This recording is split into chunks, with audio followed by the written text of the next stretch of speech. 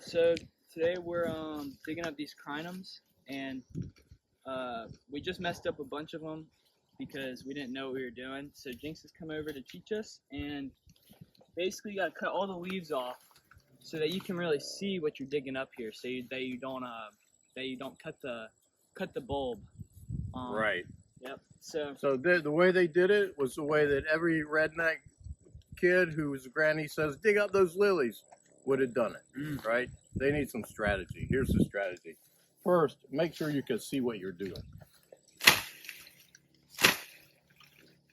All right, let's get all that out the way. the plants will grow back. Gentlemen. That's right. This is about moving and propagating and dividing. Just throw it out in the pile. These plants are going to be absolutely fine.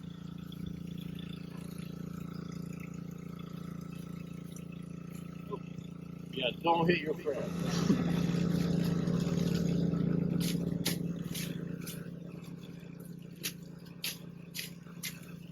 Alright, so now we kind of need a trench in here. Wade, you're going to do, hand me a shovel. Wade's having lunch, so all he can do is use one hand to pass the shovel, but that's an important task, right? You're going to do exactly what I do. Okay?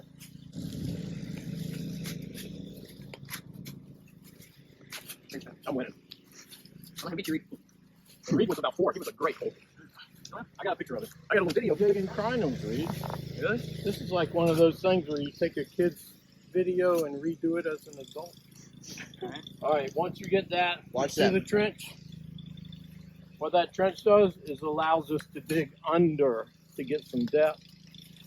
That makes sense. So you're going to then lean it a little bit, go all the way, right? We're not trying to move the thing until we get cut all the way around it. And see how I'm going in straight, then I'm leaning it in and doing a little horizontal cut, right? You doing that too, Reed? Okay. Let's do that. Again, Reed, you're on a pipe. You see that? So that's something you always have to be careful of. That pipe right there? Yeah, you're fine. You're fine, bud. Okay, watch how that shovel angles in. And then when I get to a certain depth, we can start going under the bulbs. All right, let's start. Move back there so you can see. You go around the side. You don't really have to. Okay. Logan, let's get you back here. Okay. Reed and I are now going to work together doing that, and now we can give it a little deeper push in. Give it a push with your foot. Give that. The shovel. See your kick? There you go. Let's do that again. See how easy it goes in and under now? Okay. All right. Now, I think we're at a point we can tip it. Okay. So, Reed, you're gonna get in there with your shovel. So you're gonna get in there with your shovel and tip it to me. Wade, come here. You're gonna help me. Wait a minute. Well, what we're trying to do is tip it over. Okay. Okay. Wade and I are gonna be pulling, and we're tipping it, not. Okay, we didn't quite get far enough. Yeah. We got to do this end a little bit more. I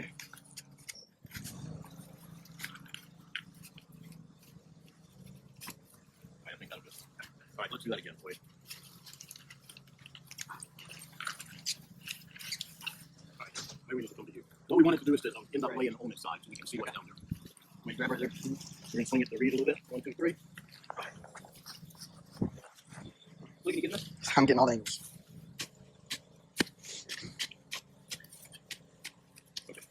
Now, we start pulling things apart. Awesome. And sometimes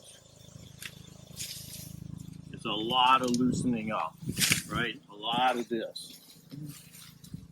Because if you start popping them out with the shovel, you're going to cut them.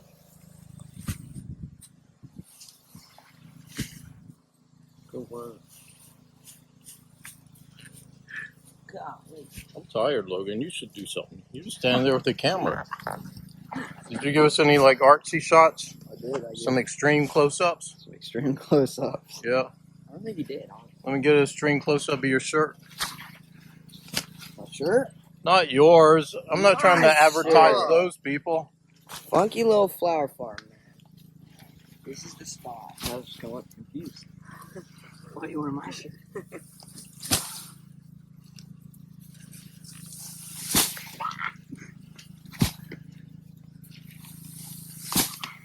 So this eventually comes.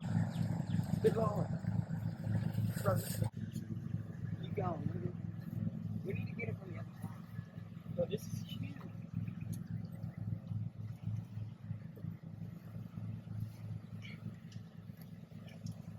Yo, wait, I need help with this actually. You're not, we're on the side, standing next to the wood.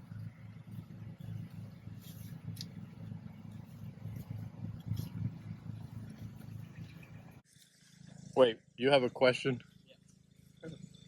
So I got this big clump of nonsense here, and it's a big one with a lot of little ones coming off of it. So we call this a mother Okay. and it's pups. Alright, so. Okay, so technically, that's a great question. Technically, you can take these off. Okay. And we do sometimes if it's a rare one that we need the pups to start growing. Mm-hmm. But from a physiology standpoint, that means the health of the bulbs. Mm-hmm. It's much better to wait. Okay. If you're dividing these in your own house or something, you want this to be at least like the size of your thumb. It'll grow so much better if you let it get a little bit more energy before you take it off. So we're going to leave that. Just like this. Yep. Right. Sounds good. So that's how we started. That's one in the wrong. No, he's all right. That's a row. So that's how we started, and now we have about an acre of these things. So when three really big ones like this are connected, do you want us to like disconnect them somehow? Because I feel like I'm breaking the bulb here if I do that. So they're just two tied together, so you would pop that bulb off. So better to. Okay. Is that she's Ansel? Yep. Perfect. Look at that.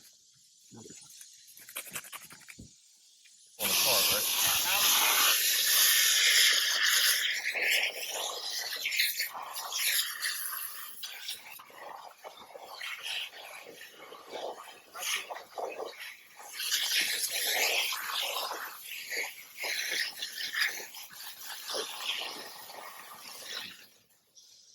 There you go. Watering the trees out. Yeah. The grass. Flip it over, let him squirt some up into the bottom of the. Breaking. Just let him use the power of the water. That didn't work. That one's coming off right there in your Right left hand. Yeah. Yeah, get right in that spot right there.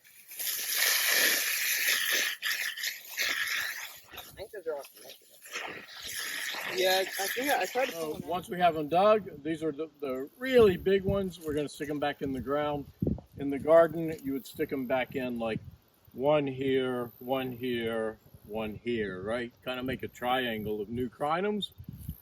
In our case, we're growing them for sale, so we want them in these easy to manage rows. And we'll be able to see some growth on those over the summer. We'll be able to sell them during the fall and winter. And then next year, the smaller size will be ready for sale next year. Sounds great.